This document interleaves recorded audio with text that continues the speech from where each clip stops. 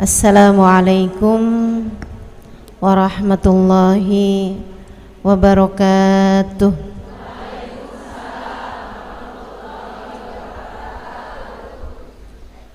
Alhamdulillah, wassalatu wassalamu ala Rasulillah Muhammad ibn Abdillah wa ala alihi wa sahbihi wa man wala. Subhanaka la ilma lana illa ma 'allamtana innaka antal alimul hakim. Rabbi shrah li sadri wa yassir li amri wahlul 'uqdatan min lisani yafqahu qawli, amma ba'du. Saudaraku sekalian yang saya muliakan, rezeki itu bukan hanya sebatas uang, bukan hanya sebatas makanan, melainkan manusia itu terdiri dari tiga hal, ketiganya memerlukan rezekinya masing-masing. Manusia disebut manusia karena punya badan. Kalau nggak punya badan namanya hantu. Kita punya badan. Badan perlu rezekinya. Makanan, pakaian, rumah tempat tinggalnya badan. Sekarang ada lagi nih yang dianggap lebih mendesak. Casan.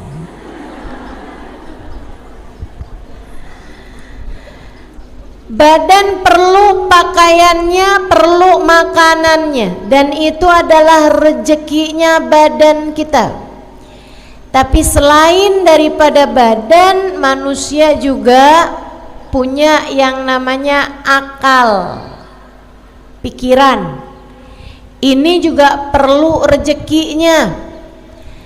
Rezekinya namanya ilmu.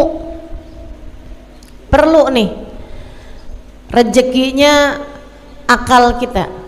Saya ingat kalau saya habis bicara di Malaysia, di Singapura, selesai itu orang kalau salaman sama saya suka bilang, makasih Ustazah, Allah rezekikan saya untuk mendengarkan ilmu Ustazah. Terima kasih, Allah rizkikan saya mendengarkan ilmu Ustazah. Mereka benar-benar menganggap ilmu yang diberi itu adalah merupakan rezeki. Dan memang demikian, sebab akal perlu ilmu. Mudah-mudahan kita semuanya dikaruniai ilmu yang manfaat, ilmu yang bawa kebaikan, kebahagiaan bagi dunia hingga akhirat, ilmu yang menjadi hujjah lana wala taj'alhu hujjah alaina birahmatika ya arhamar rahimin, amin ya rabbal alamin. Manusia punya badan, manusia punya akal, keduanya perlu rezekinya masing-masing. Dan yang ketiga, manusia punya hati. Hati perlu rezekinya. Rezekinya hati banyak. Orang kalau penuh rezeki hatinya, biasanya jadi enggak terlalu perlu sama rezeki badannya. Orang kalau hatinya rezekinya banyak, itu biasanya enggak terlalu memerlukan sama rezekinya badan. Apa rezekinya hati? Yang nomor satu adalah rahmatnya Allah. Rezekinya hati, kasih sayangnya Allah. Hati yang disayangi adalah hati yang dikaruniai rezeki yang paling penuh. Itu sebabnya Allah ketika menyebut Nabi Muhammad dengan bahasa an'amallahu alaihim, orang yang dikasih nikmat, dikasih rezeki yang paling banyak. Padahal secara makanan Nabi Muhammad pernah mengganjal perutnya dengan batu karena 3 hari 3 malam gak makan apa-apa. Padahal kalau secara pakaian Nabi Muhammad memiliki pakaian yang sangat sedikit. Nabi apabila punya sendal yang baru, sendal yang lama disedekahkan. Nabi Muhammad rumahnya sangat kecil, tapi Allah bilang, kamu wahai Muhammad manusia yang dirizkikan nikmat yang paling banyak, rezeki yang paling banyak turunnya kepadamu wahai Muhammad. Kenapa bisa begitu? Padahal kita melihat keterbatasan rezeki secara badan yang Allah SWT berikan kepada baginda kita Nabi Muhammad. Sebabnya adalah karena Allah menjadikan rezeki hatinya Nabi Muhammad penuh, bahkan luber. Allah mengatakan, wa ma arsalnaka illa rahmatan lil alamin. Kami utuskan engkau wahai Nabi Muhammad meluberkan rahmat bagi semesta. Rahmat yang Allah berikan kepada Nabi Muhammad penuh, luber-luber, sampai Nabi Muhammad bisa menjadi orang yang menebarkan kasih sayang Allah kepada kita umatnya. Innama ana rahmatun muhdah, kata Nabi Muhammad alaihissalam, sesungguhnya saya adalah rahmat yang Allah subhanahu wa ta'ala bagikan ke atas muka bumi ini. Itu Nabi kita Muhammad sallallahu alaihi wa ala alihi wa sahbihi wasallam, manusia yang diberi rezeki yang paling banyak. Jadi Bu, Dek, Nak, kalau kamu lagi ngomongin urusan rezeki, yang kebayang jangan cuma saldo rekening. Yang kebayang jangan cuma uang bisa kamu belikan seblak, bisa kamu belikan makanan, atau bisa kamu belikan pakaian. Yang kamu bayangkan tentang rezeki jangan cuman sekedar apa yang masuk ke dalam perutmu. Itu adalah serendah-rendahnya rezeki. Kata Sayyidina Ali bin Abi Thalib, man kana hammuhu batnuhu kanat qimatuhu ma yakhruj minhu. Siapa yang urusan terpenting baginya adalah isi perutnya, maka nilainya adalah apa yang keluar dari perutnya. Siapa yang urusan paling penting dalam hidupnya adalah apa yang masuk ke perutnya, yang dipikirin cuman makanan mulu. Bis ini makan apa enaknya ya? Nih duduk di majelis dari pagi yang dipikirin bakso enak nih. Yang dipikirin nih mendung-mendung gini nih, pisang goreng, Indomie pakai rawit. Ada yang begitu? Disindir Mas Sayyidina Ali, nilai kamu adalah apa yang keluar dari perutmu. Apa yang keluar dari perut?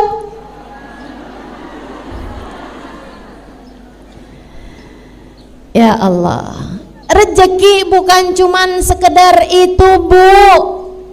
Rezeki bukan cuma itu Dek. Rezeki bukan cuman sekedar makanan. Enggak gitu.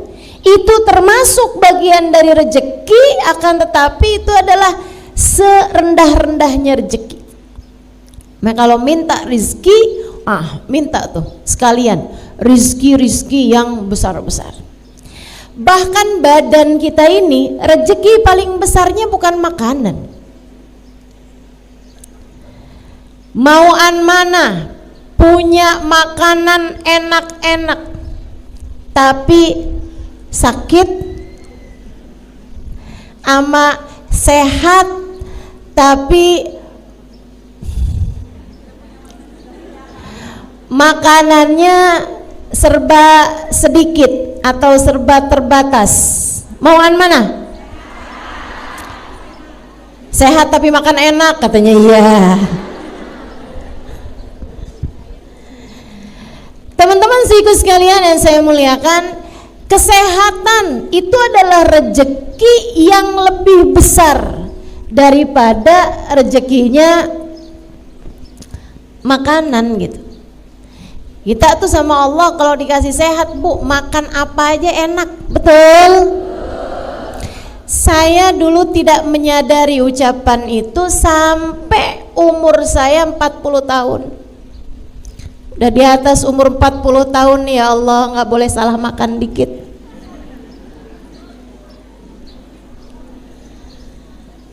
Ada ibu-ibu yang nyaut, betul. Senasib kamu ya Bu ya. Ibu-ibu seiku sekalian saya muliakan, orang kalau badan sehat makan apa aja juga enak. Tapi begitu badan lagi nggak sehat, begitu badan lagi nggak enak, ya Allah, ya Allah. Makanan mahal-mahal, makanan enak-enak, jadi nggak bisa dimakan. Karenanya lebih daripada sekedar rezeki berupa makanan, kamu harus minta kepada Allah Subhanahu wa taala rezeki berupa kesehatan, sebab kesehatan lebih bernilai daripada makanan. Saudaraku sekalian saya muliakan, ini rezeki nih macem-macem. Jadi bukan hanya itu. Rezeki berupa kenyamanan, rezeki berupa memiliki keluarga yang saling sayang, memiliki keluarga yang saling mendukung satu sama lain. Rezeki apa bukan rezeki? Rezeki. Nih akal kita nih perlu rezeki berupa ilmu. Tapi ilmu itu juga ibu-ibu saudaraku sekalian yang saya muliakan, adik-adik semuanya, enggak asal ilmu bisa Allah Subhanahu wa taala rezekikan kepada kita. Kita perlu guru buat menyampaikan ilmu dengan cara yang paling indah.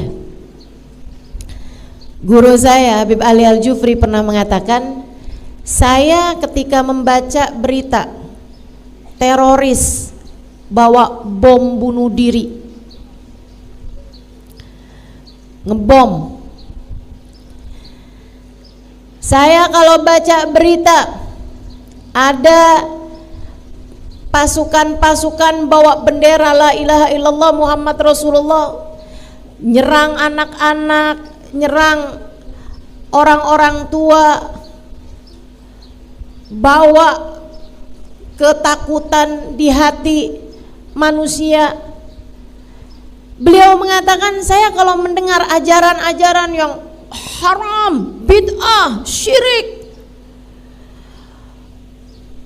berziarah ke makam, syirik, wah, kata Habib Ali Al-Jufri, saya bersyukur tidak mendapatkan guru seperti mana yang mereka mendapatkannya. Bu, kalau kita berguru dengan orang yang sama dengan yang mereka berguru, belum tentu kita jadi orang-orang yang bisa menikmati maulid, bisa menikmati sholawat, bisa merasa haru, cinta, bahagia ketika merasakan kedekatan dengan baginda Nabi besar Muhammad sallallahu alaihi wasallam. Betapa ternyata memiliki guru yang bisa membawa kita kepada rasa cinta kepada Allah, rasa cinta kepada Rasulullah adalah rezeki yang luar biasa besarnya, yang harus terus-terusan kita minta pada Allah Subhanahu wa taala. Saya doakan guru-guru saya, Allah sehatkan badannya, bahagiakan hatinya, betahkan hidupnya di dunia ya Allah. Kita doakan Bu, Habib Umar bin Hafid, Habib Zain bin Smith, para ulama-ulama kita, banyak ibu-ibu sekalian, baik yang ada di luar negeri ataupun yang ada di dalam negeri. Kita harus doakan ulama-ulama yang ada di sekitar kita nih, yang bawa kenyamanan, kebahagiaan saat kita menuntut ilmu pada mereka, harus kita doakan. Karena apalagi kalau tingkatan ulama-ulamanya yang sudah mencapai tingkat murabbi, tingkat mursyid, mampu mendidik hati dan jiwa dari para murid-muridnya, sekelas Habib Umar bin Hafid, sekelas Hubabah Nur. Itu ibu-ibu sekalian perlu banget buat kita doakan biar betah hidupnya di dunia. Kalau nggak betah-betah Bu, mereka pengennya pergi aja. Kalau pergi siapa yang rugi? Kita. Harus kita doakan biar pada sehat, biar pada seneng, biar pada bahagia, biar pada betah kerasan hidup di dunia, biar enggak minta cepet-cepetan berangkat menuju surga Allah Subhanahu wa taala. Rezeki macem-macem. Karenanya untuk rezeki ilmu ini juga ibu-ibu nih punya PR mendoakan anak-anaknya. Ibu udah alhamdulillah nih seneng hadir di majelis, merasakan kenikmatannya majelis, sampai majelis jam 7, jam setengah 8, datang dari jam berapa Bu? Jam 1 dari kemarin.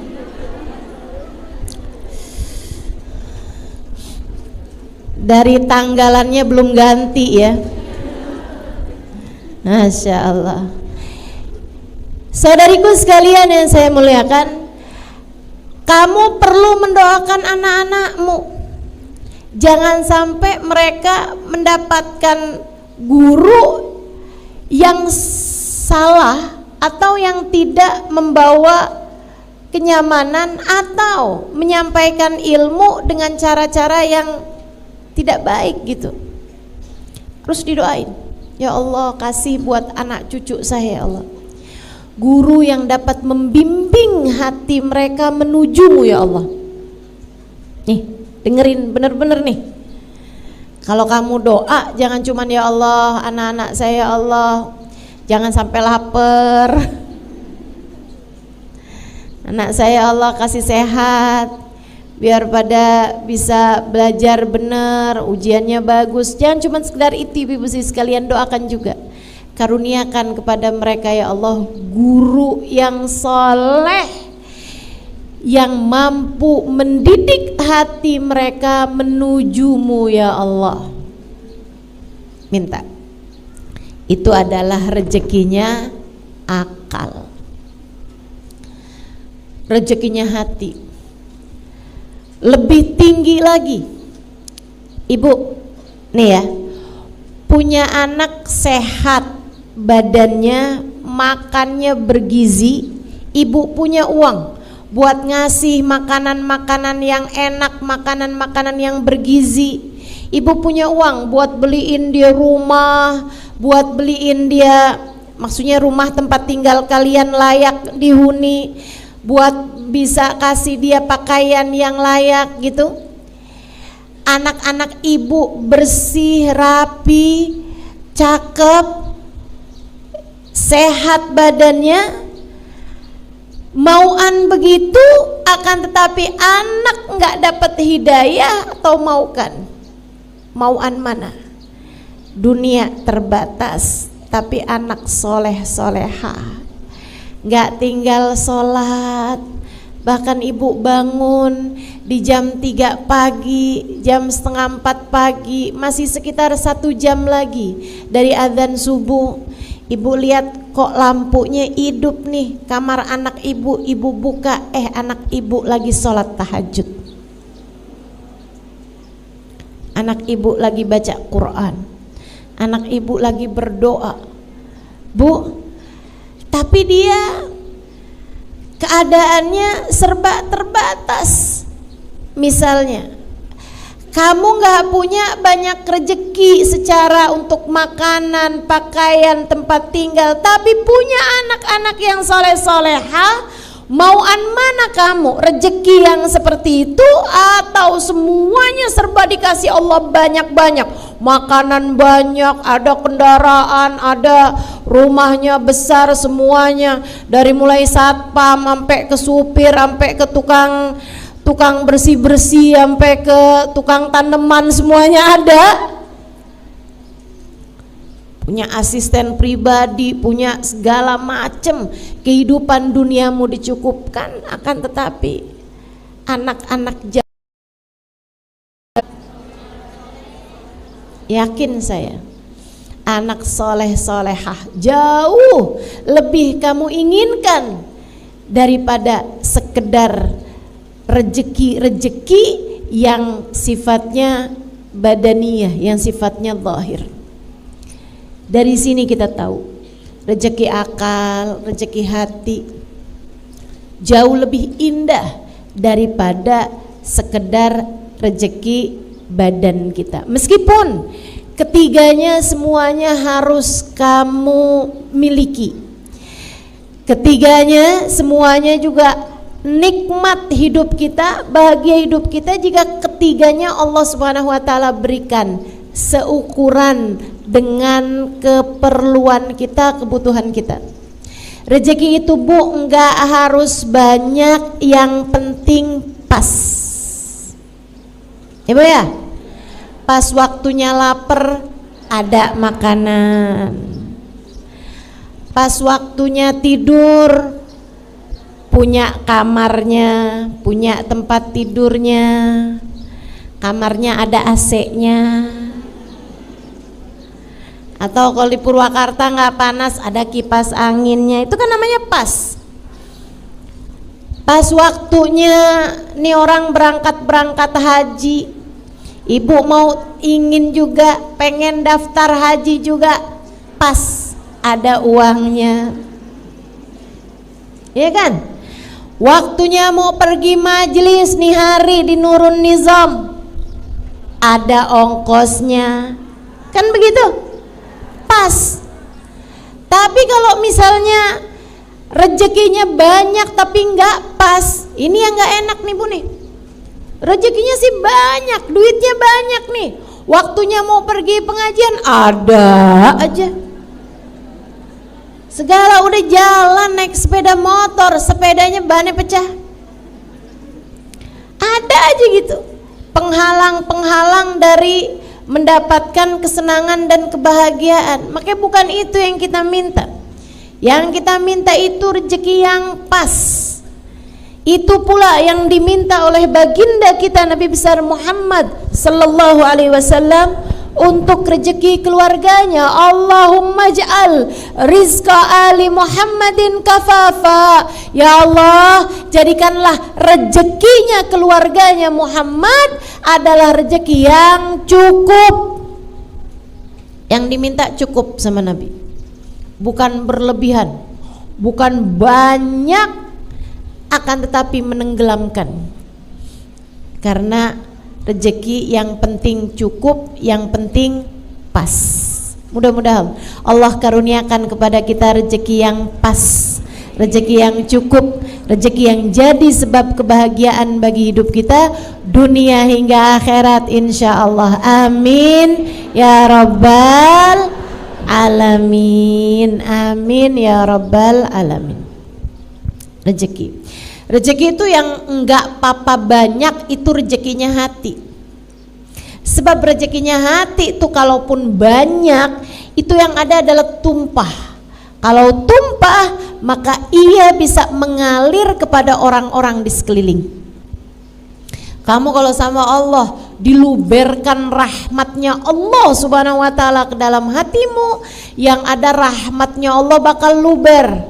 Kalau udah rahmatnya Allah luber ke dalam hatimu, anak-anakmu ikut merasakan rahmat tersebut, jadinya adem, pada soleh, hidayah, sholatnya benar, akhlaknya bagus. Bapak ibu sekalian, kalau kamu lihat, kenapa ya anak saya ini keras-keras, suami saya juga keras, ngomong gak pernah pelan, marah-marah mulu. Bu, kurang rahmat. Hati kamu kurang diturunin rahmat, hati keluargamu kurang diturunin rahmat. Kamu kurang rezeki berupa rahmatnya Allah subhanahu wa ta'ala. Orang kalau diturunin rahmatnya Allah, kasih sayangnya Allah penuh dalam hatinya, kasih sayang tersebut membuatnya akan menyayangi siapapun dan membuatnya tak tega menyakiti siapapun. Orang kalau besar rahmatnya Allah dalam hatinya, dia akan menyayangi siapapun dan apapun, dan akan membuatnya tak sampai hati menyakiti siapapun dan apapun. Bahkan kepada binatang sekalipun dia tak sampai hati menyakitinya. Ibu-ibu sekalian saya muliakan, Habib Ali Habsyi, penulis Maulid Simtud Durar, itu ibu, beliau mengatakan, sepanjang hidup saya di kota Sewun tidak ada orang yang bertengkar. Kenapa bisa begitu? Dari besarnya rahmat, dari besarnya rezeki berupa rahmat yang Allah Subhanahu wa ta'ala turunkan ke dalam hatinya Habib Ali Al-Habsyi. Masya Allah, Masya Allah. Ibu liatin tuh, anak-anak ibu pada suka bertengkar apa enggak? Yang enggak salahin emaknya juga heeh. Kenapa ya Ustazah, anak saya kalau ngomong kasar? Kamu bagaimana? Iya sih. Ya enggak salah. Kurang rahmat, kurang rahmatnya Allah Subhanahu wa ta'ala. Ayo nih, kita perlu nih semua rezeki-rezeki ini. Gimana nih cara ngebuka rezeki-rezeki ini nih? Termasuk nih adik-adik jomblo nih. Sampai setiap majelis kalau udah waktunya doa, ya Allah jodoh ya Allah. Anaknya Pak Lurah cakep tuh ya Allah. Baik juga kelihatannya. Jodohin saya sama dia ya Allah. Kalau enggak sama dia yang mirip sama dia ya Allah, daripada susah-susah dia aja deh ya Allah.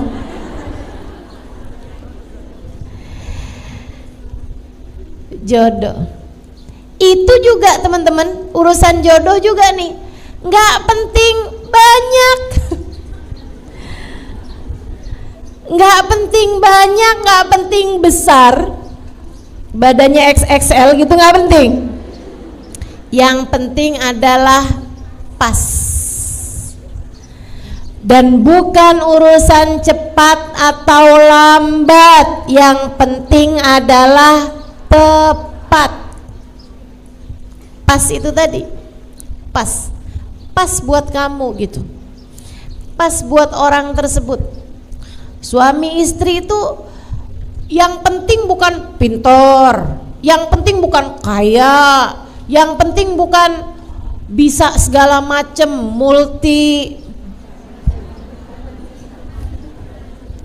multimedia. Enggak gitu ya. Yang penting tuh bukan hal-hal yang seperti itu, akan tapi suami sama istri itu yang penting pas, tepat, klop gitu. Itu yang paling penting. Dan itu juga bagian dari rizki, bagian dari rejeki. Sama halnya dengan anak itu juga rejeki, Bu. Anak itu juga rejeki, dan seperti yang tadi saya sampaikan, rejeki itu nggak penting banyak.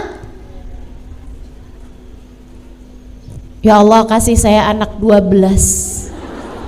Nggak penting banyak anak itu, bukan. Yang penting adalah pas. Yang penting adalah yang tepat. Itu yang kita minta dari Allah Subhanahu wa taala. Anak yang pas buat kamu sebagai orang tuanya. Kamu kalau dikasih anak terlalu pinter juga belum tentu bisa jaganya. Kamu kalau dikasih anak terlalu cakep belum tentu bisa jaganya. Betul? Maka yang penting tuh anak tuh yang pas. Waktunya sholat, dia sholat, kan pas. Gitu kan? Jangan sampai yang, mama saya kok sama papa nggak boleh pakai jilbab sih mah, saya kan udah balik mah. Kata mamanya, nah iyalah, kamu kan Sarifuddin. Itu kan namanya nggak pas, teman-teman saudaraku sekalian. Saya beberapa waktu yang lalu baru pulang dari Australia. Di sana salah satu hal yang saya syukuri dari Indonesia, saya minta kepada Allah, ya Allah jangan sampai ini nyampe ke negeri saya nantinya, ya Allah. Saya benar-benar berdoa. Di sana tuh ibu-ibu saya sekalian, di tempat-tempat umumnya, di bandara, di tempat-tempat umum manapun, ya, kayak di rumah sakit misalnya, atau di ruang publik lah, tempat wisata misalnya atau apa, kamar mandinya tuh punya 3 jenis. Kamar mandi buat laki-laki, kamar mandi buat perempuan, kamar mandi buat laki-laki yang jadi perempuan atau perempuan yang jadi laki-laki.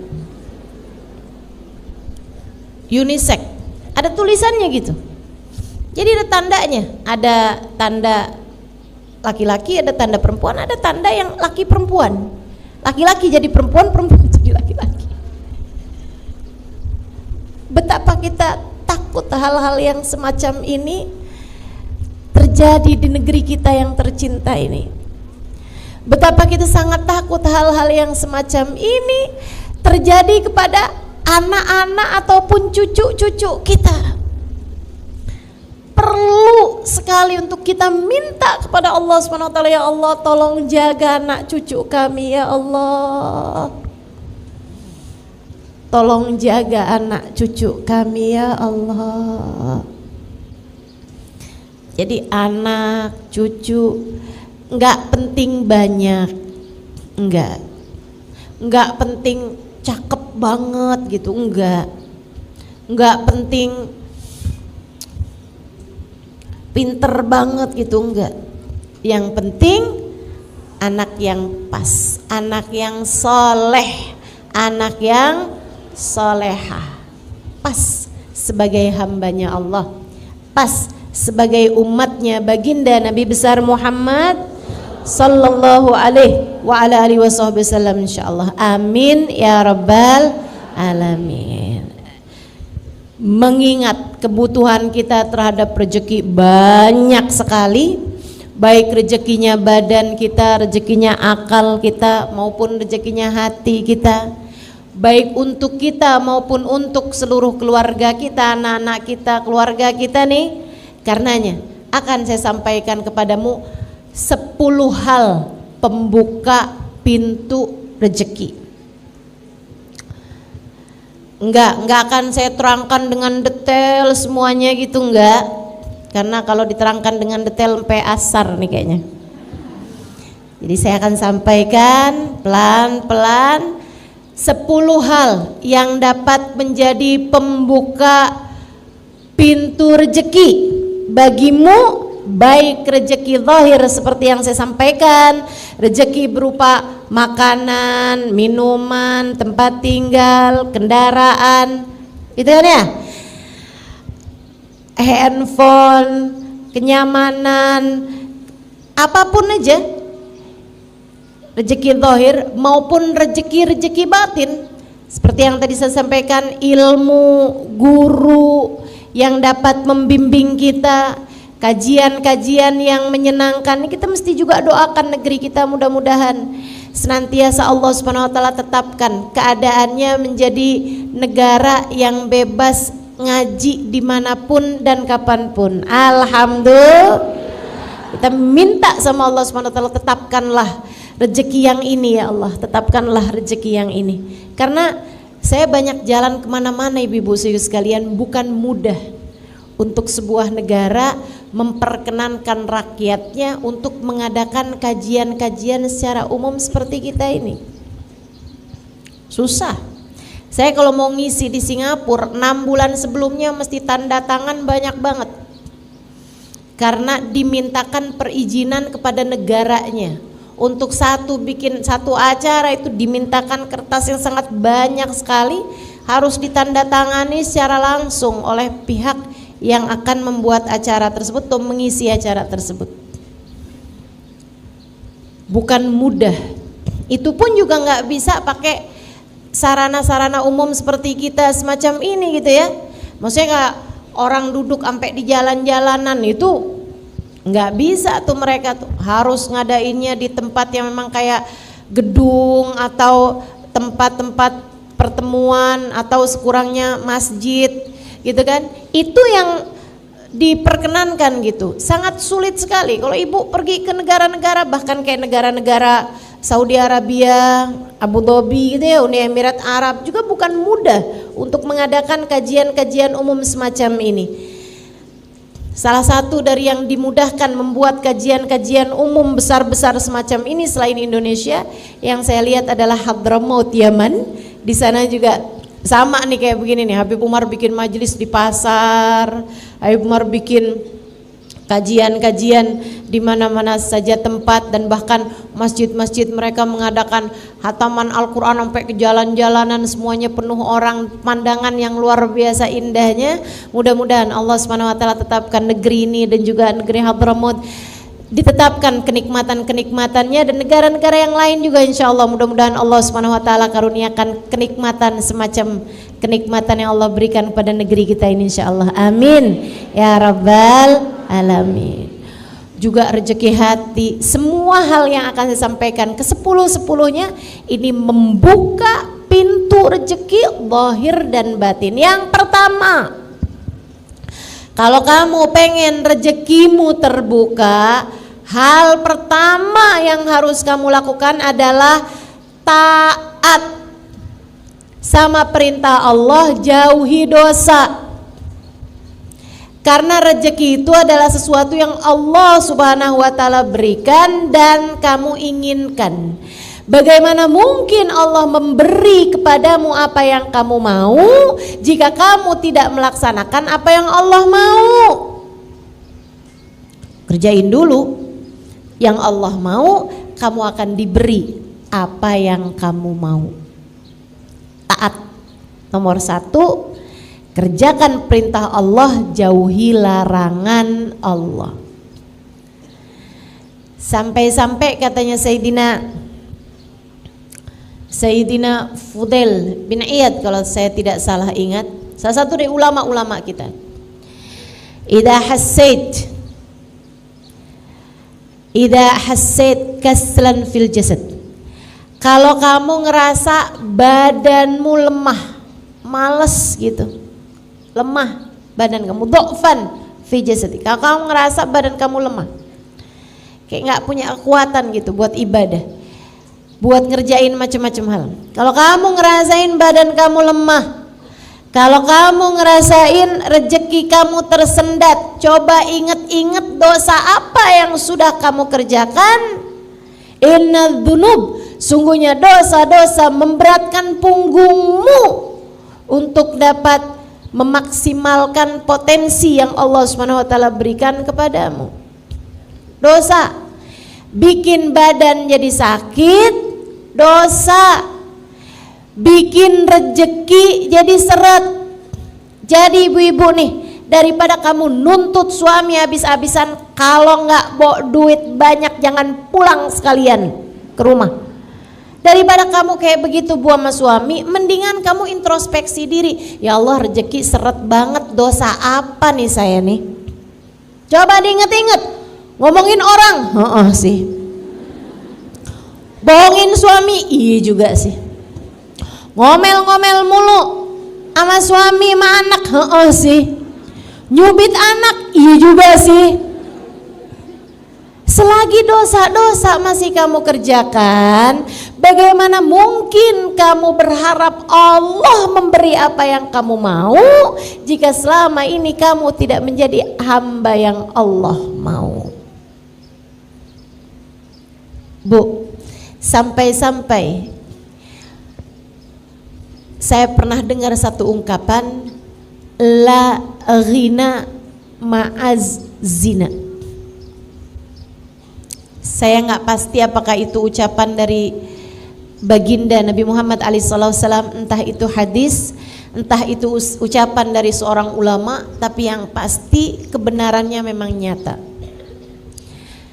La faqra ma'azina, la faqra ma'adduha, kama la ghina ma'azina. Tidak ada kefakiran bersama dengan salat duha, nanti akan saya sampaikan. Ya, yang nomor 1 ini, kerjakan perintah Allah, tinggalkan larangan Allah. La ghina ma'azina, tidak ada kekayaan bersama dengan perzinaan. Hisan wa makna, kata guru saya, guru kita Habib Umar bin Hafid.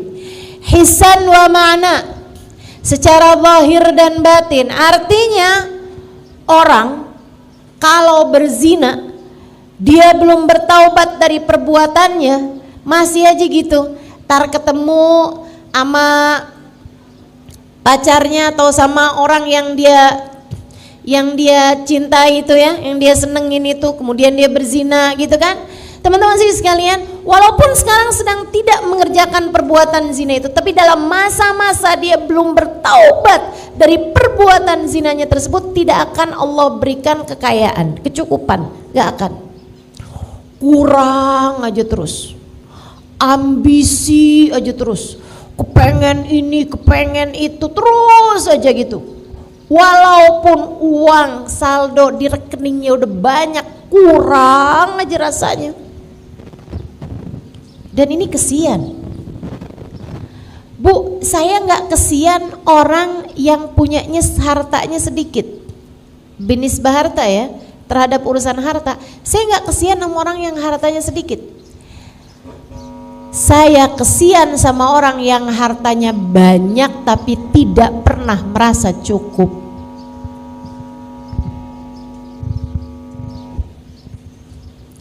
Saya kesian sama orang yang hartanya banyak tapi tidak pernah merasa cukup.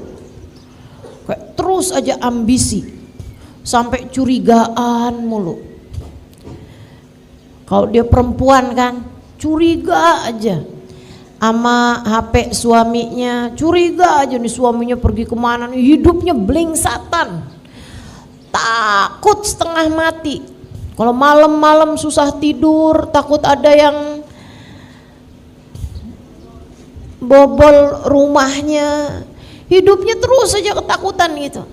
Begitu ada kabar kalau perusahaannya bangkrut, perusahaannya rugi sedikit aja, ngomongnya, wah kalau rugi seperti ini besok kita makan apa? Padahal duit sisanya masih banyak. Ibu-ibu sekalian, saya ngerasa berbahagia tinggal di Indonesia, di mana orang-orangnya tuh bisa loh, dia ngojek tapi kredit motor, penghasilannya itu sehari 50.000, sehari 70.000 gitu, tapi sanggup gitu hatinya buat bayar kredit motor gitu kan,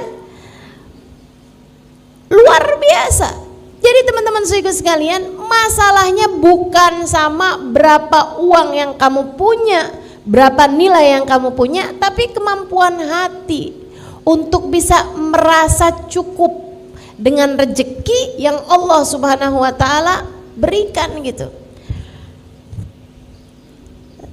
Saya nggak kesian di sini nih sama perempuan-perempuan yang misalnya gitu, suaminya cuman ngasih dia sebulannya berapa? Saya nggak ngerti tuh, nggak pernah ikutan belanja soalnya. Anggap 500.000 misalnya gitu, buat belanja harian, masa cukup nggak itu? Nggak cukup. 1 juta deh, 1 juta, gitu ya? Nggak cukup juga. Emang iya?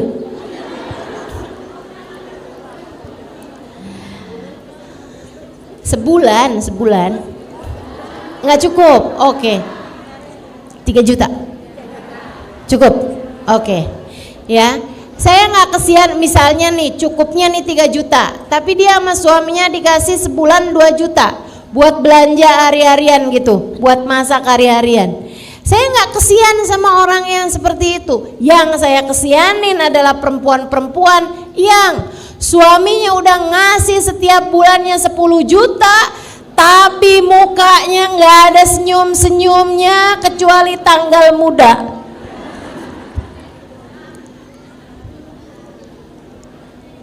Ya ampun, kamu kok transfernya cuman segini nih? Saya nanti bayar arisannya dari mana? Saya nanti nongkrong di mallnya dari mana? Saya nanti buat bayar ini, buat bayar itu. Ya Allah, ya Allah. Jadi teman-teman saya sekalian, tuh dia tuh masalahnya ya.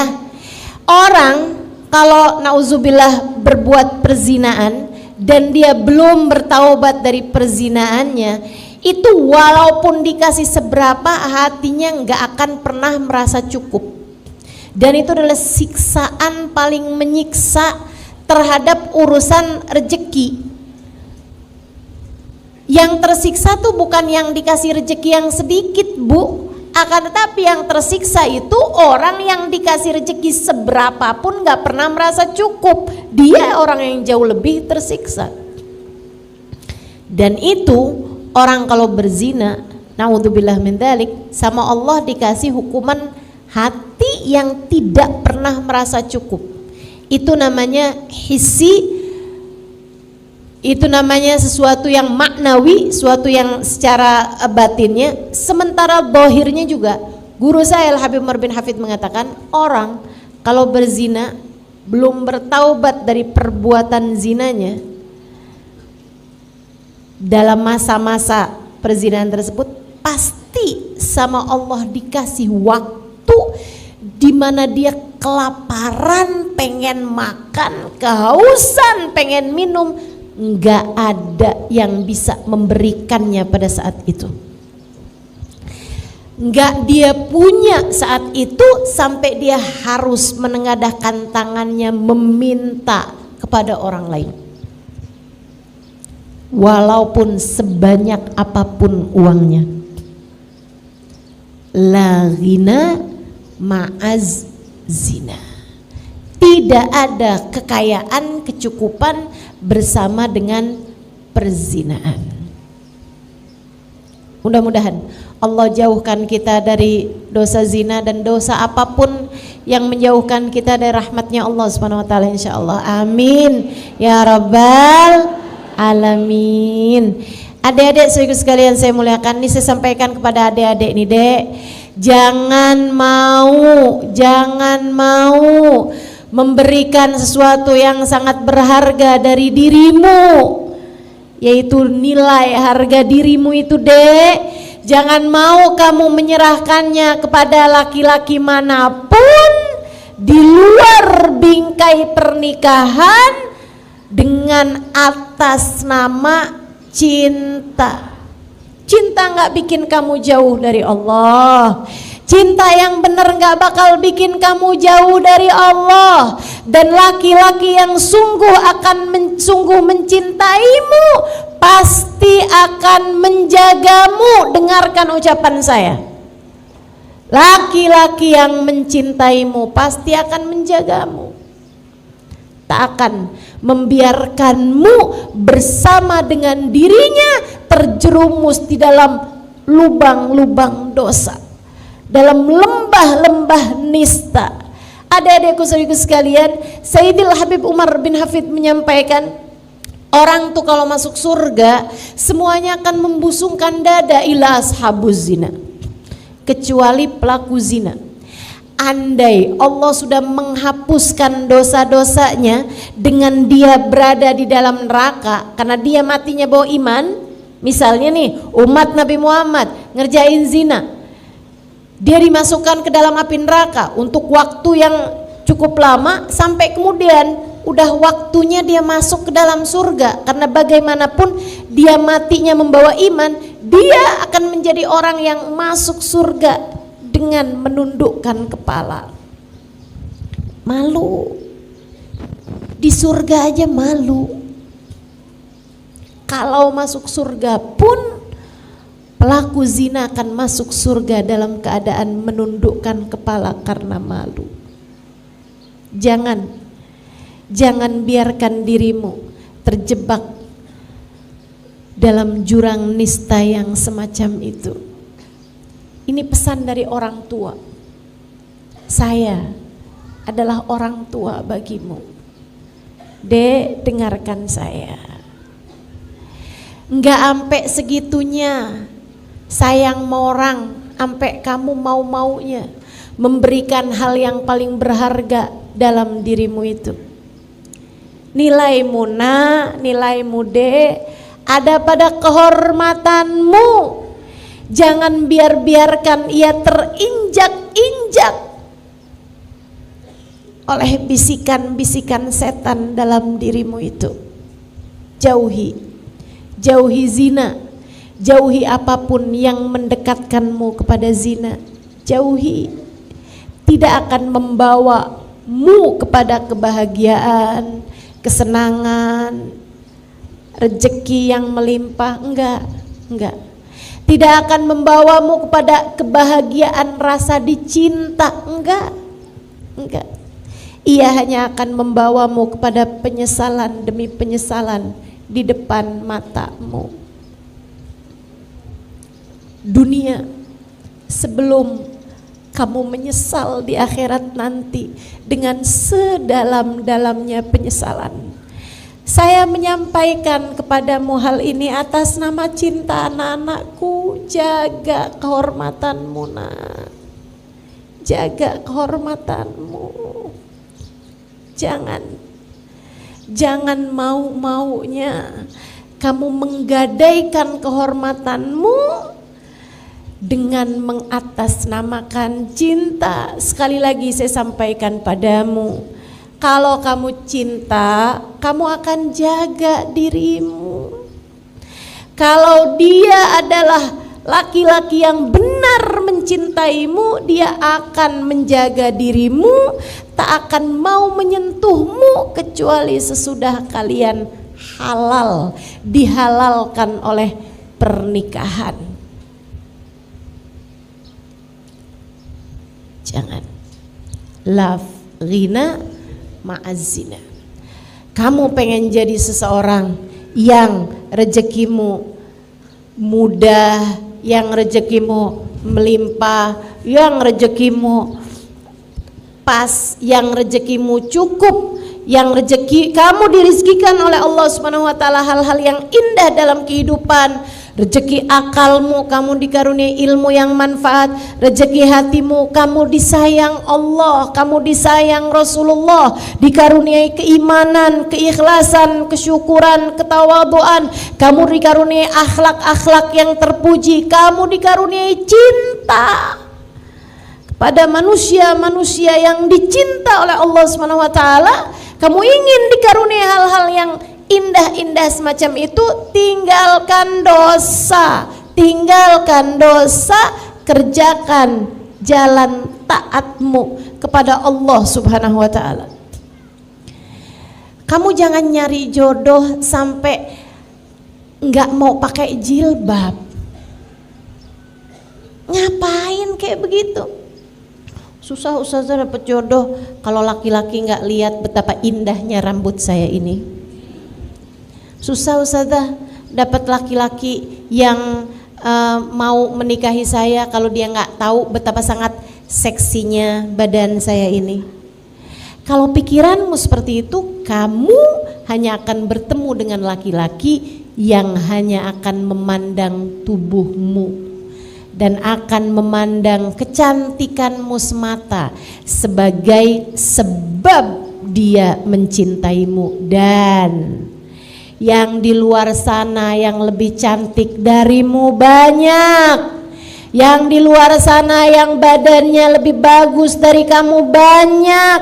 Kalau begitu cara berpikirmu tentang urusan jodoh, jangan salahkan siapa-siapa. Jika sesudah menikah denganmu, suamimu hanya akan jatuh cinta dengan perempuan demi perempuan, perempuan demi perempuan yang jauh lebih cantik darimu sesudah pernikahan.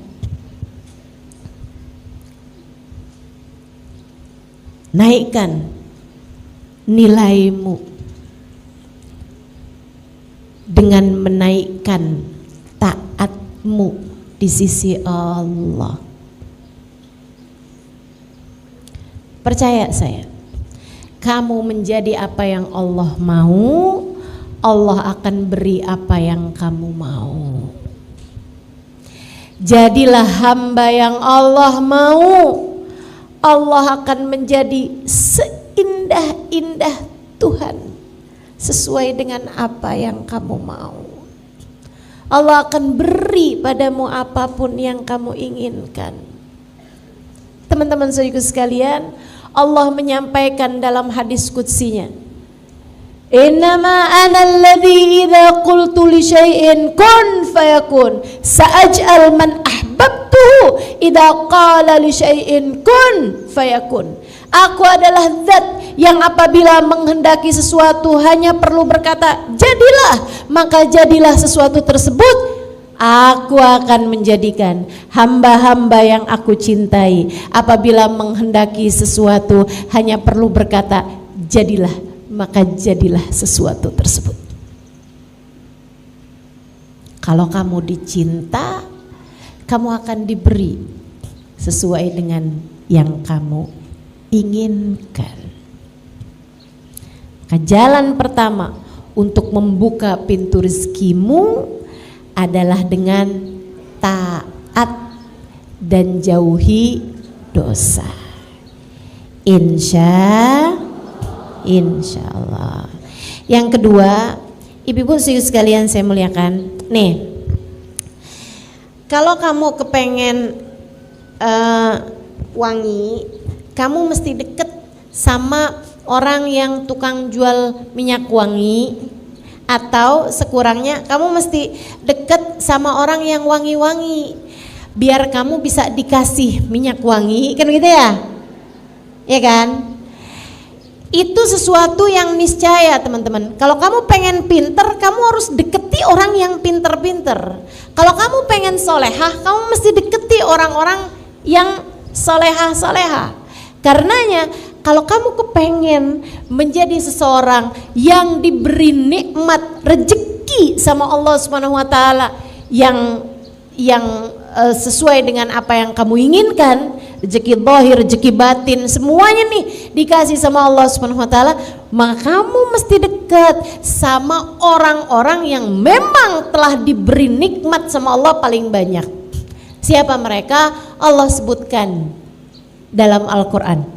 A'udzu billahi minasyaitonir rajim.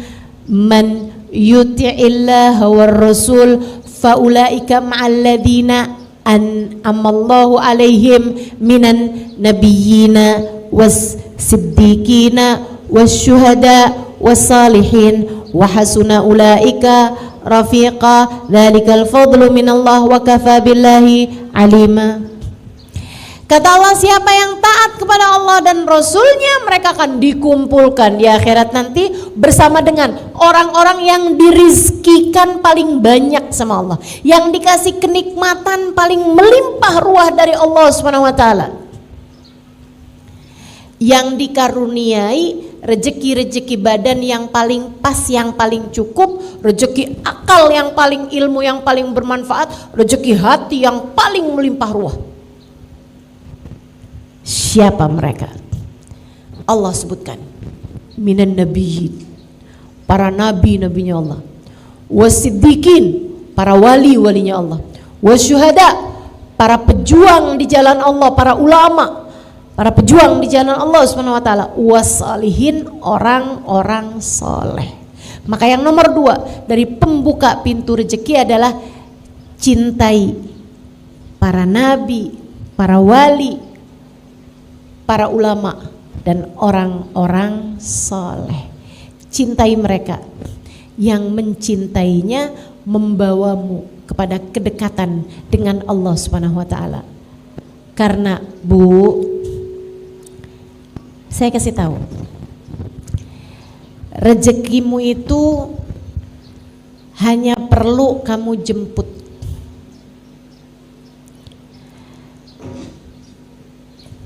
Kalaupun kamu tidak tahu rezekimu ada di mana, rezekimu tahu kamu ada di mana. Ia akan sampai kepadamu mau tak mau. Masalahnya di mana alamat rezeki? Sumber rezeki itu di mana? Sumber rezeki ada pada Allah Subhanahu wa taala yang telah menamakan dirinya Huwar Razzaq Dzul Quwwatil Matin. Dialah Allah satu-satunya sang pemberi rizki, dialah pemilik kekuatan tertinggi. Kamu pengen rezekimu seperti yang kamu inginkan, maka dekatilah orang-orang yang memang telah dekat dengan Allah Subhanahu wa taala. Cintai Nabi Muhammad. Cintai Nabi Muhammad. Orang yang di hatinya enggak punya rasa cinta kepada Nabi Muhammad dari umat Nabi Muhammad, andai pun rezeki badannya sama Allah diberikan kecukupan sekalipun, rezeki yang di dalam sini enggak akan pernah diberi oleh Allah Subhanahu wa taala. Karenanya pengen anak-anakmu hidayah, soleh, baik, benar. Pengen kamu disayang sama suamimu, dicintai sama suamimu, suamimu cintanya sama yang halal-halal, kamu pun juga begitu. Kamu kepengen agar hatimu tidak diberi rasa cinta kepada yang tidak dihalalkan oleh Allah Subhanahu wa taala bagimu. Cintai orang-orang yang dekat dengan Allah Subhanahu wa taala. Cintai Nabimu Muhammad sallallahu alaihi wasallam. Orang kalau di hatinya ada cinta kepada Nabi Muhammad, Allah enggak bakalan tega ngasih dia kesusahan dalam hidup. Bu, ama orang yang sayang sama anak kamu, misalnya orang kaya, orang mampu gitu ya, kamu punya uang banyak gitu kan, terus kamu pergi ke sekolah anak-anakmu atau anak-anakmu pulang bawa teman-temannya, terus kamu lihat di antara teman-temannya tuh ada anak-anak yang sayang banget sama anak kamu gitu, sayang banget sama anak kamu, dia berusaha untuk melakukan apapun yang dimauin sama anak kamu gitu, seneng banget dia. Ibu-ibu, saudariku sekalian yang saya muliakan, kalau kamu hari itu masak, kalau hari itu kamu beliin makanan buat mereka, kalau hari itu kamu nyenengin, ajak jalan-jalan, kira-kira nih di antara anak-anak temen-temennya anak-anak kamu itu, di antara temen-temennya anak kamu, siapa yang akan kamu ajak? Yang suka ngusilin anak kamu atau yang sayang sama anak kamu? Yang sayang sama anak kamu. Kenapa begitu? Ini ada anak nih usil nih, nggak seneng sama anak kita, bahkan benci sama anak kita, nggak bakalan kita ajak. Kalau yang seneng nggak bakalan kita ajak, kan begitu? Oh, kita mau nyenengin anak kita ajakin teman-temannya yang sayang sama dia, yang cinta sama dia. Yang benci, sana, kamu bukan jatahnya nih. Yang ini nih menyenangkan banget sekali nih, bukan jatah kamu nih. Oh, kamu enggak, kamu suka ngusilin anak saya. Oh, kamu anak saya minta apaan kamu nggak kasih. Salah. Tapi yang sayang sama anak kita, yang suka ngasih sama anak kita, yang suka perhatian sama anak kita, yang cinta sama anak kita, kita ajakin, kita kasih makan yang enak, kita senengin anak-anak tersebut, anak kita.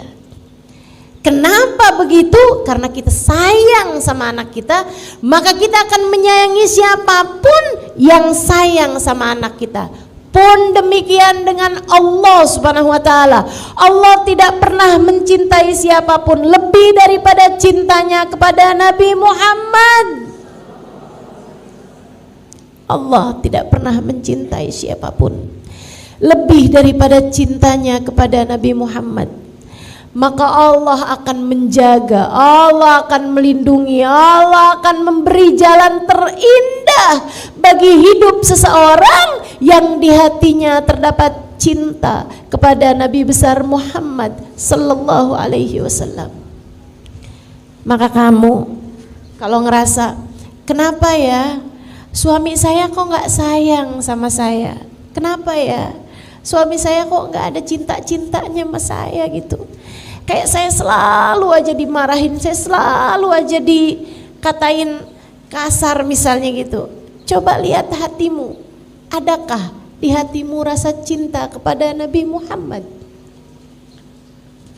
Ustazah, kan suami saya yang gak sayang sama saya. Kenapa kok saya harus lihat di hati saya punya cinta apa enggak sama Nabi Muhammad? Karena Bu, hati suamimu berada dalam genggaman Allah yang tak pernah mencintai makhluk siapapun lebih daripada cintanya kepada Nabi Muhammad. Ketika Allah lihat di hatimu punya rasa cinta kepada Nabi Muhammad, Allah akan mencintaimu dan Allah akan menjadikan hati orang-orang yang berpengaruh padamu mencintaimu juga. Allah akan bikin gak hanya suamimu, akan tetapi mertuamu, iparmu, orang tuamu, saudara-saudaramu, anak-anakmu mencintaimu karena cinta di hatimu kepada kekasihnya Muhammad sallallahu alaihi wasallam. Saya kok nggak cinta ya Ustazah sama Nabi Muhammad. Saya nggak pernah ngerasa cinta, kan saya nggak pernah ketemu Ustazah. Ayo belajar lagi, belajar terus. Dengerin kajian-kajian dari orang-orang yang sudah punya rasa cinta kepada Nabi Muhammad. Dengerin kisah-kisah indah tentang Nabi Muhammad. Terus pelajarin. Belajar cinta, hatimu tuh diajarin biar mencintai yang semestinya dicinta. Nanti kalau udah ngerasain cintanya, nah kamu akan perhatikan anak-anak kamu mulai berubah. Kamu dirizkikan baktinya anak-anakmu padamu karena cintamu kepada kekasihnya Muhammad sallallahu alaihi wasallam. Mencintai Nabi, mencintai para sahabat Nabi, mencintai para ulama-ulama, mencintai guru-guru, mencintai orang-orang soleh, itu bawa kepada rizki yang bahkan bukan cuman rizki zahir, akan tapi rizki batin. Makanya teman-teman sekalian, ada hadis bunyinya begini nih, dengerin saya, ini penting karena banyak terjadi nih. Katanya Nabi Muhammad alaihissalam, sayati zaman ala ummati yafirruna minal ulama fa'ablahumullah thalath baliyat. Akan datang waktunya umatku mereka benci sama ulama, lari-lari menjauh dari ulama tersebut, nggak kepengen kenal, nggak kepengen deket, bahkan benci hatinya sama orang-orang yang membawa kedekatan kepada Allah Subhanahu wa taala, para pejuang di jalan Allah. mereka punya hasut, punya rasa benci aja gitu. Allah, cuman pegang mic, itu tuh maksudnya tuh pengen dapat amplop tuh. Ulama semuanya dikatain aja gitu. Yang ini kurang begini, yang ini kurang begitu. Ada ulama miskin dibilang, emang mau kita belajar dari orang kayak begini? Di hidup aja dia udah miskin kayak begitu tuh. Masa mau deketin kita kepada Allah SWT? Ada ulama kaya tuh, duitnya dari apaan tuh?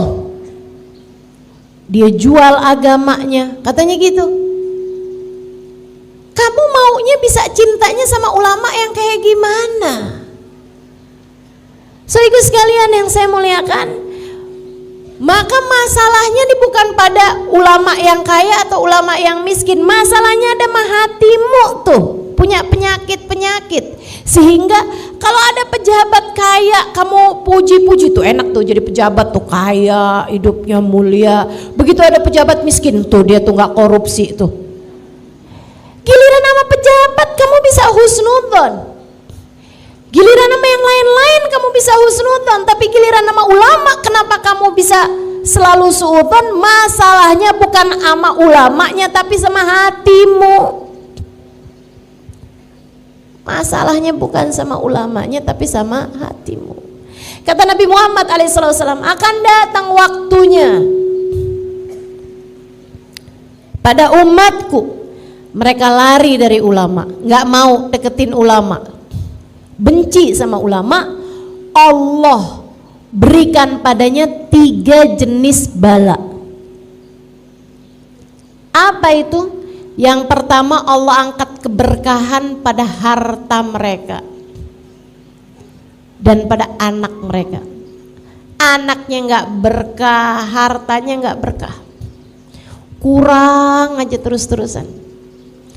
Rezekinya gak berkah, rezekinya gak pas, rezekinya gak enak. Teman-teman sekalian, rezekinya gak enak. Rezekinya tuh keluarnya buat hal-hal yang gak enak mulu. Rezeki itu kan ada yang keluarnya enak, ada yang keluarnya gak enak. Rezeki uang kamu pakai buat hadir majelis, rezeki keluarnya enak apa gak enak? Enak. Sehingga sekalian, ada orang yang anaknya ketabrakan atau anaknya nabrak, kemudian dia harus bayar ganti rugi sama yang ditabrak sama anaknya, harus keluar duit juga gitu kan. Enak apa gak enak? Gak enak. Rezeki itu keluar ada yang enak, ada yang gak enak. Makanya saudaraku sekalian, ini orang-orang yang diangkat berkah dari rezekinya, itu keluar rezekinya gak enak mulu, di jalan yang gak enak terus-terusan. Naudzubillah min dzalik. Uangnya banyak tapi kepakainya nih buat bayar pengacara, buat urusan rebutan warisan. Ya Allah, gak enak bener. Gak enak bener. Bayar pengadilan untuk urusan tuntutan dari orang lain, cemaran nama baik lah, apalah segala macam. Itu nggak enak banget keluar duitnya. Apalagi kalau uangnya dikeluarkan buat ngeluarin anak dari penjara. Naudzubillah, naudzubillah. Allah kasih bala, 3 jenis bala. Kalau kamu nggak cinta sama ulama, apa itu? 1, diangkat berkah dari hartanya. Rezekinya nggak ada berkahnya, nggak ada enak-enaknya rezekinya. Yang kedua, Allah akan kasih pemimpin yang zalim. Pemimpin yang zalim itu nggak harus kepala negara atau kepala pemerintahan gitu, nggak harus. Tapi kalau dia perempuan punya suami yang zalim, kalau dia laki-laki gitu kan punya atasan tempat kerja yang zalim, yang nggak sayang sama dia, ada aja. Akhirnya hidupnya terjajah sama orang, teman-teman sekalian. Itu kalau nggak cinta sama ulama. Dan yang ketiga, ini yang paling menyeramkan, orang kalau nggak cinta sama ulama, kata Nabi Muhammad alaihissalam, Allah angkat iman dari dalam hatinya sesaat sebelum dia mati, sehingga dia mati dengan tidak membawa iman.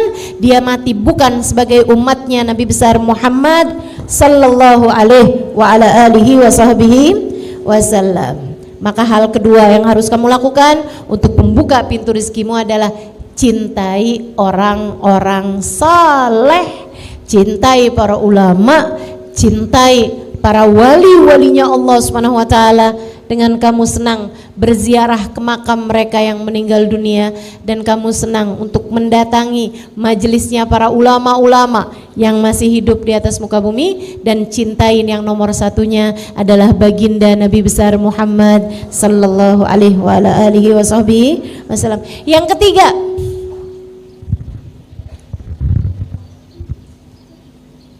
Yang ketiga, kalau kamu kepengen pintu-pintu rezekimu terbuka, yang nomor 3-nya adalah bakti sama orang tua ataupun sama suami bagi yang sudah bersuami. Bakti sama orang tua. Kamu nggak bisa ngarep kamu dikasih rezeki yang mudah, rezeki yang menyenangkan, selagi kamu menjadi anak yang durhaka sama orang tua. Yang baik sama orang tua, yang bakti sama orang tua. Belajar buat bisa menyenangkan, membahagiakan hati orang tuamu. Kalau sama orang tua itu jangan sok jadi ustazah. Kalau sama orang tua itu jangan sok jadi pemerintah. Kalau sama orang tua itu datanglah kepada orang tua sebagai seorang anak. Anak itu setua apapun tetap aja anak bagi orang tuanya. Setua apapun kamu gak akan pernah lebih tua dari orang tuamu. Ya kan? Kecil aja kita, mau setua apapun juga. Saya ingat dulu sama umi saya suka nanya gitu, Umi ini mesti gimana ya Im? Katanya sama saya, coba nasehatin Umi mesti gimana? Ini kan Umi lagi memposisikan saya sebagai ustazah. Mana ada Umi nanya gitu sama anaknya? Tapi saya nggak pernah datang pada Umi saya, nggak pernah saya jawab Umi saya dengan jawaban ustazah. Saya kalau ditanya sama Umi saya, Umi mesti gimana ya Im? Saya sampaikan pada Umi saya, Umi mesti sehat. Umi mesti sehat. Umi mesti sehat. Biar Umi bisa enak ibadah, biar Umi bisa enak doain kami anak-anak Umi.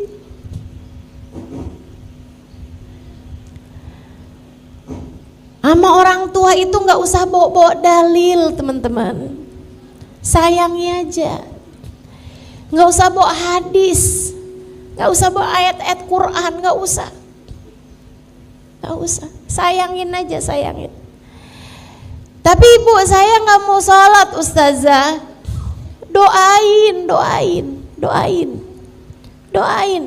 Linangan air matamu meminta kepada Allah Subhanahu Wa Taala, ya Allah, saya sayang ibu saya, ya Allah, saya sayang mama saya, ya Allah. Maka jangan biarkan ia berada dalam neraka-Mu di akhirat nanti. Selamatkan ia darinya, berikanlah hidayah-Mu padanya.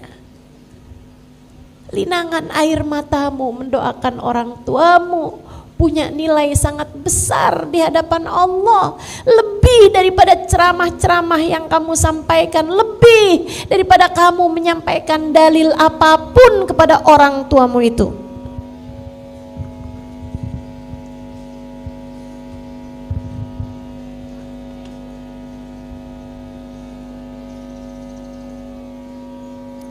Bakti sama orang tua membuka pintu rezeki.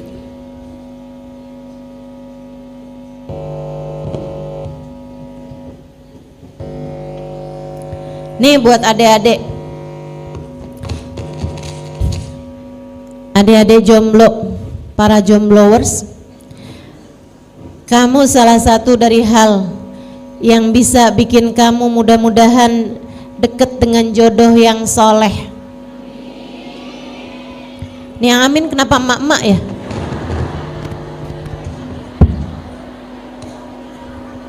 Doain anaknya, iya. Coba lihat bagaimana caramu memperlakukan orang tuamu. Dek, nak, kamu pengen ada seorang laki-laki yang menyayangimu, belajarlah buat sayang sama orang tua yang telah menyebabkan kehadiranmu di atas muka bumi ini. Saya tahu orang tuamu gak sempurna, banyak kekurangannya, tapi tanpa mereka kamu gak akan ada di atas muka bumi ini. Maka jangan pernah remehkan orang tuamu itu. Bakti sama orang tua atau yang punya suami nih ya, perhatikan betul bagaimana caramu memperlakukan suamimu. Itu akan sangat berpengaruh kepada urusan rezekimu. Para istri-istri tukang ngomel, rezekinya bakalan seret. Percaya, saya liatin. Makanya saya sih selalu percaya sama istilah rezeki istri solehah.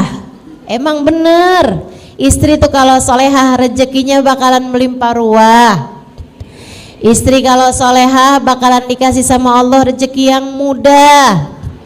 Istri kalau solehah, Allah Subhanahu wa Ta'ala bakalan kasih rezeki yang berkah. Maka jadilah istri yang solehah dan jadilah anak yang berbakti kepada orang tuamu. Kamu telah membuka pintu rezeki bagimu. Gitu ya.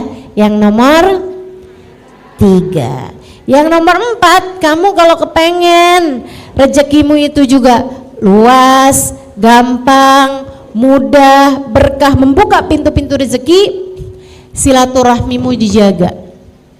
Silaturahmi itu sama siapa? Sama kaum kerabatmu, teman-teman. Sama kaum kerabatmu tuh, sama kakak, sama adik, sama ponakan, sama bibi, yang baik, yang baik. Sama saudara-saudaramu tuh yang baik. Kamu kalau jadi orang yang penuh perhatian sama saudara-saudaramu, ini nih mikrofon nih bagian dari rezeki.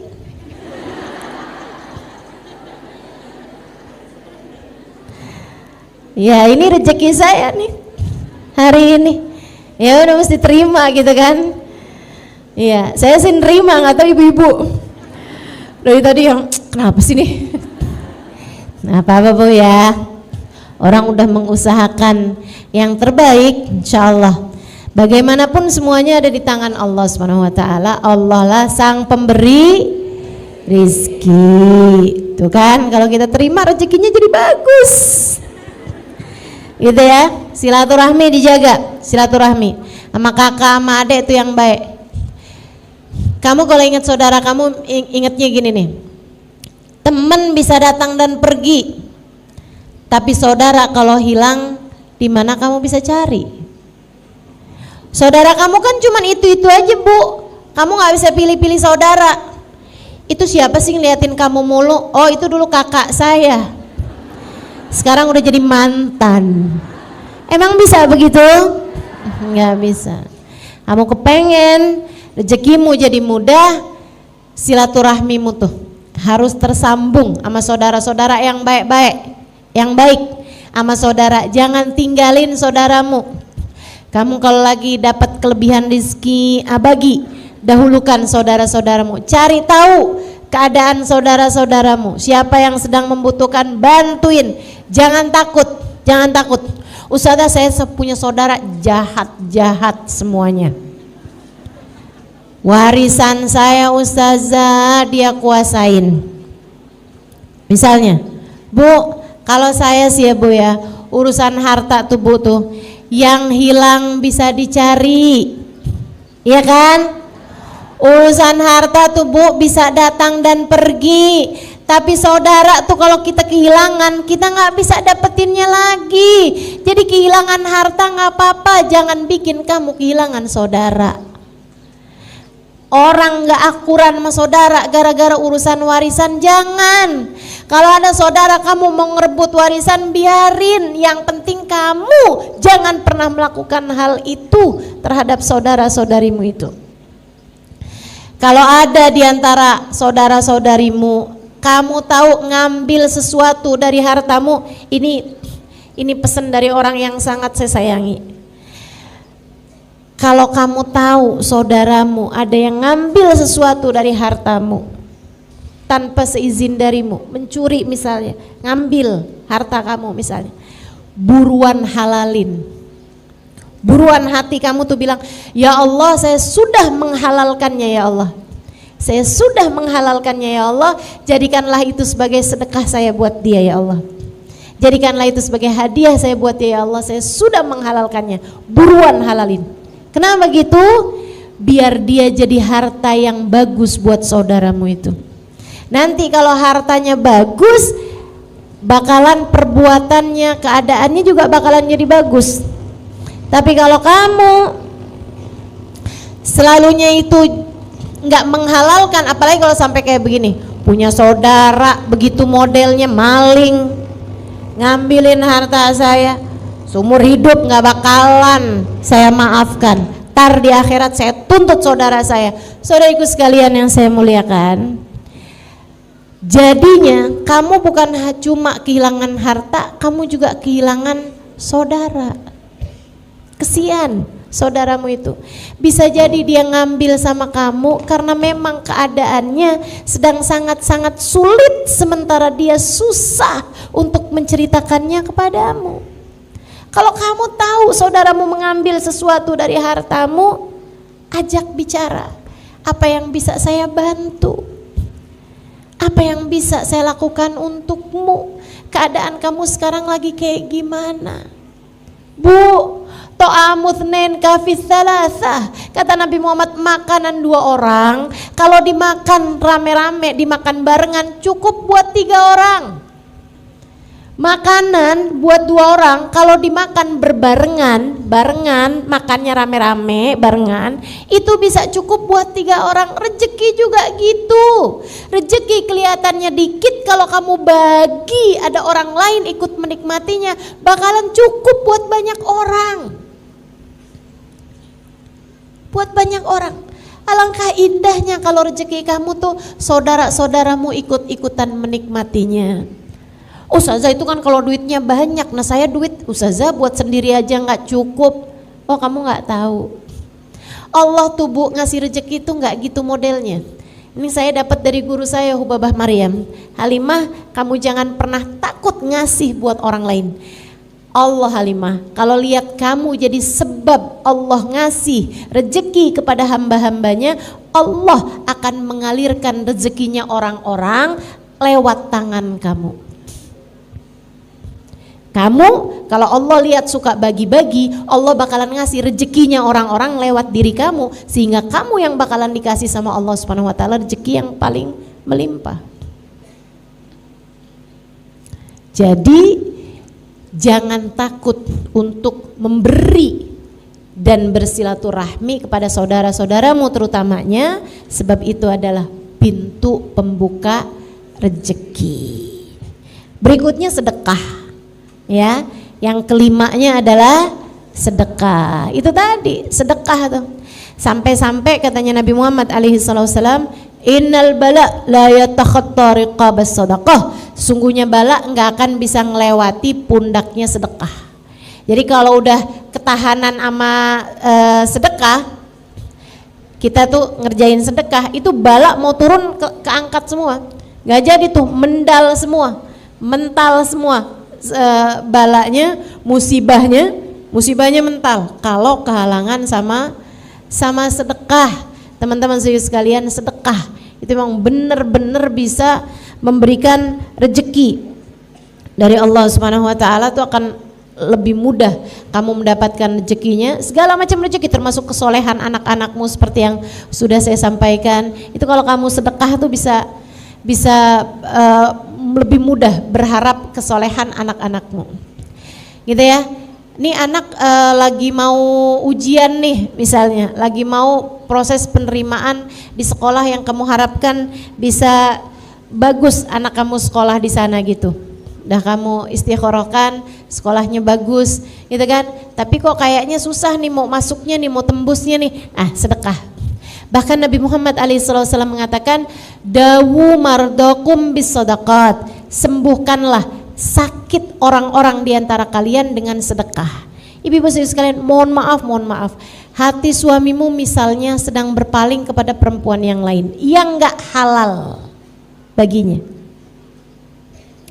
kamu mesti ngapain? Ini dia nih, kamu mesti membuka pintu rezeki taat, rezeki hidayah, rezeki hati yang bahagia, rezeki takwa ke dalam hati suamimu dan ke dalam hatimu sendiri juga, dengan salah satunya adalah bersedekah. Sedekah, jangan takut sedekah. Dan gak usah nyari yang jauh-jauh Bu kalau sedekah itu. Yang ada di sekelilingmu, tetangga-tetanggamu, orang-orang yang datang ke rumahmu, saudara-saudarimu mungkin, al-aqrab yang terdekat yang harus didahulukan. Orang yang kerja di rumahmu mungkin itu dulu yang harus kamu dahulukan gitu. Ustazah mesti niat gak sih kalau misalnya gitu, ya Allah nih mudah-mudahan nih hati suami ini biar gak tertarik sama yang haram, saya sedekah dengan niat semoga Allah SWT kasih kesembuhan pada hati suami saya yang sekarang sedang berpenyakit mencintai yang haram. Mencintai yang haram tuh penyakit apa bukan penyakit? Penyakit, saudaraku sekalian saya muliakan. Suka sama barang-barang haram penyakit apa gak penyakit? Penyakit. Makanya buat balikin nih, buat sembuhin, salah satunya kata Nabi Muhammad, dawu mardakum bisadaqat, sembuhkanlah orang-orang yang sakit di antara kalian dengan sedekah-sedekahmu itu. Sedekah bismillah. Perlu niat apa enggak Ustazah? Enggak, pokoknya kamu sedekah, insya Allah Allah SWT akan membetulkan apa-apa yang salah-salah yang ada di antara kehidupanmu itu. Insya Allah semuanya bakalan jadi lebih bagus semuanya dengan kamu memperbanyak sedekah. Insya Allah. Jangan nunggu kaya buat sedekah, ya. Jangan nunggu kaya buat sedekah. Bahkan Allah tuh nggak menilai sedekahmu dari seberapa banyak yang kamu keluarkan. Enggak. Kalau misalnya nih ada orang punya ratusan juta, dia bersedekah 1 juta, itu lebih kecil nilainya di mata Allah daripada orang yang punya 1 juta dia sedekahkan 100.000. Kalau ada orang punya uangnya 1 juta, dia sedekahkan 100.000, artinya dia sudah bersedekah dengan 10% harta atau uang yang dia punya. Itu jauh lebih banyak daripada sedekahnya orang 1 juta tapi hartanya dia ratusan juta gitu.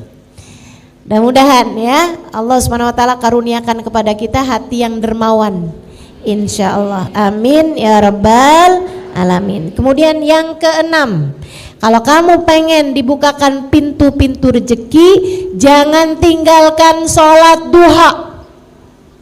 Seperti yang tadi saya sampaikan, la faqra ma'ad duha, tidak ada kefakiran bersama dengan sholat duha. Sholat duha itu sholat rezeki, sholat yang membuka pintu-pintu rezeki bagi dirimu itu. Teman-teman saudaraku sekalian, bantuin suamimu lagi nyari nafkah, bantuin dengan kamu sholat duha. Anak-anakmu lagi menuntut ilmu biar gampang dapetin rezeki ilmu mereka, bantuin dengan kamu sholat duha. Dirimu sendiri juga pergi ngaji, melaksanakan ibadah-ibadah pada Allah SWT. Kamu kepengen dirizkikan akhlak yang baik, pengen dirizkikan ilmu yang manfaat, pengen dirizkikan badan yang sehat, bantuin dengan kamu tidak meninggalkan sholat duha. Insya Allah. Berapa rakaat Ustazah? Bebas, boleh 2, boleh 4, boleh 6, boleh juga 8. Saran saya, walaupun sedikit jangan ditinggal. Jangan sekalinya duha banyak tapi besok-besokannya libur. Kamu sholat apaan sih? Banyak banget. Iya saya sholat duha. Berapa banyak? 8. Banyak kamu buat 4 hari. Ini 3 harinya libur. Nggak gitu, ibadah tuh nggak gitu ya. Kerjakan walaupun 2 rakaat tapi setiap hari. Nah itu jauh lebih berpengaruh bagimu daripada sekali ngerjain banyak akan tapi kemudian kamu tinggalkan. Insya Allah. Tentu yang fardu-fardu jangan ditinggal. Jangan sholat subuh kagak, duha iya. Yang nomor 7, kalau kamu ingin pintu rezekimu terbuka, jangan tinggalkan surat Al-Waqiah. Ini buat siapapun nih yang bilang ya ampun susah banget nih, ada utang, ya Allah rezeki kok seret banget, baca Wadduha. Baca Al-Waqiah. Baca Al-Waqiah. Al-Waqiah apaan dah Ustazah? Bismillahirrahmanirrahim Al-Waqiah. Enggak gitu. Surat Al-Waqiah. Kamu baca dari awal sampai akhirnya. Kapan Ustazah bacanya? Kapan aja. Boleh pagi barengan habis selesai sholat duha, boleh asar habis selesai sholat asar misalnya, boleh juga malam hari, tergantung dari ke lapangan waktumu untuk baca surat Al-Waqiah ini. Sayyidina Ibnu Mas'ud, beliau ketika udah tua gitu ya, hartanya disedekah-sedekahin sama beliau, diberi-berikan, sampai teman-temannya pada bilang, Ibnu Mas'ud kok nggak ninggalin apa-apa buat anak-anak kamu? Oh tenang, saya udah ninggalin buat mereka. Apaan? Suratul Waqiah. Inni taraktu lahum suratul Waqiah. Aku telah meninggalkan untuk mereka surat Al-Waqiah, karena saya pernah dengar Nabi Muhammad SAW mengatakan, siapa yang membaca suratul Waqiah setiap harinya, Allah SWT akan amankan dia dari segala kefakiran. Ya, akan dikaruniai keamanan dari kefakiran. Kemudian yang ke-8, ini ya, tambah ringkas-ringkas nih. Yang ke-8, jangan lupa setiap setiap subuh, antara adzan subuh ini ya, buat yang ngerasa rezekinya seret, amalin ini. Habis adzan subuh kamu sholat sunnah qobliyah subuh 2 rakaat, kemudian kamu baca subhanallah bihamdi subhanallahil azim astaghfirullah sebanyak 100 kali, baru kemudian kamu sholat subuh. Siapa yang ngerasa rezekinya seret, silahkan kerjakan itu. Siapa yang ngerasa, oh kayaknya utang banyak banget nih, gimana caranya biar utang cepat kebayar? Nah itu baca itu.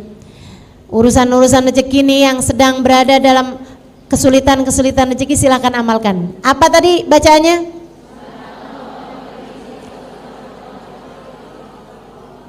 Subhanallah wa bihamdihi subhanallahil azim astaghfirullah. Subhanallah bihamdi subhanallahil azim astaghfirullah. Berapa kali? 100 kali. Kemudian yang berikutnya, baca surat Al-Ikhlas sekali atau 3 kali tiap kali masuk rumah. Dan ini sudah sering saya sampaikan kepadamu, dan ini terbukti teman-teman. Ini mujarab, sangat mujarab. Ini instannya lah, gitu ya. Instannya ini, salah satu dari yang instannya ini.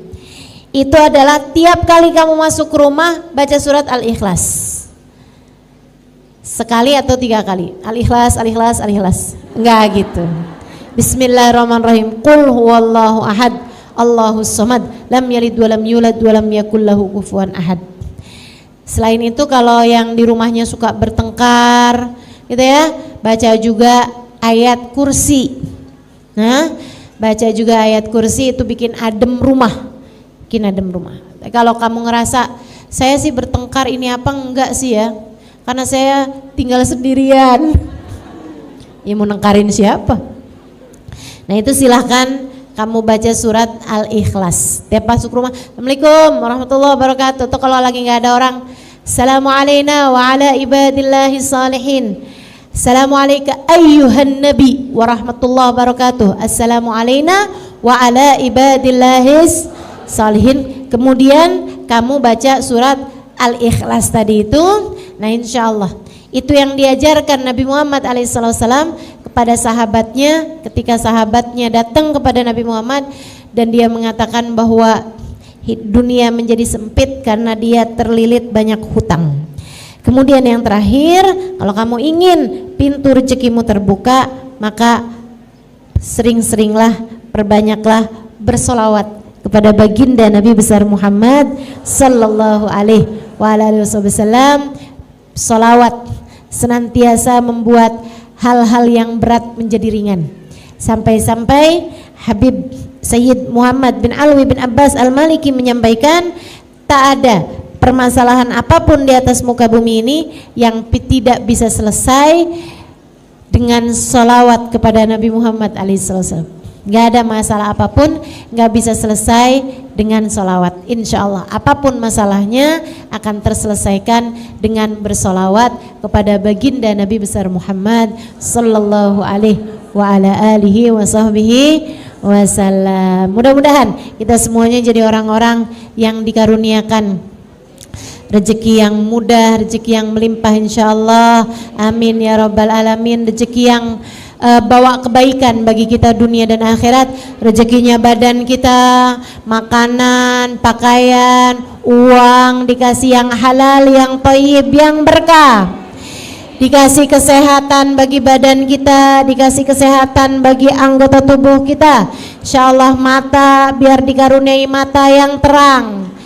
Semua anggota badan berjalan sesuai dengan fungsinya insyaallah. Dan kita juga minta pada Allah Subhanahu wa taala rezeki bagi akal kita, dan terutamanya adalah rezeki bagi hati kita. Dilimpahi rahmatnya Allah, dilimpahi keimanan, dilimpahi kasih sayang dari Allah, dilimpahi keberkahan dari Allah Subhanahu wa taala, dilimpahi akhlak yang mulia, dikaruniakan kebaikan-kebaikan dunia dan akhirat, dikaruniakan cinta di hati kita kepada Allah, kepada Rasulnya, kepada hamba-hamba yang mulia, dikaruniai hati kita sifat-sifat yang baik insyaallah, dijauhkan dari segala penyakit-penyakitnya. Ala hadhihi niyyah wa bikulli niyatin salihah jami'ah syamilah. Kita doakan hal yang seperti ini juga untuk seluruh keluarga yang kita sayang, untuk orang tua kita, untuk suami kita, untuk anak-anak kita,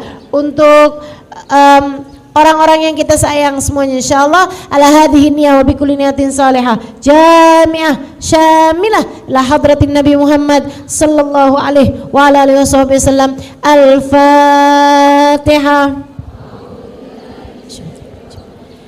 Bismillahirrahmanirrahim. Alhamdulillahirabbil alamin. Ar-Rahmanir-Rahim. Maliki yaumiddin. Iyyaka na'budu wa iyyaka nasta'in. Ihdinas siratal mustaqim.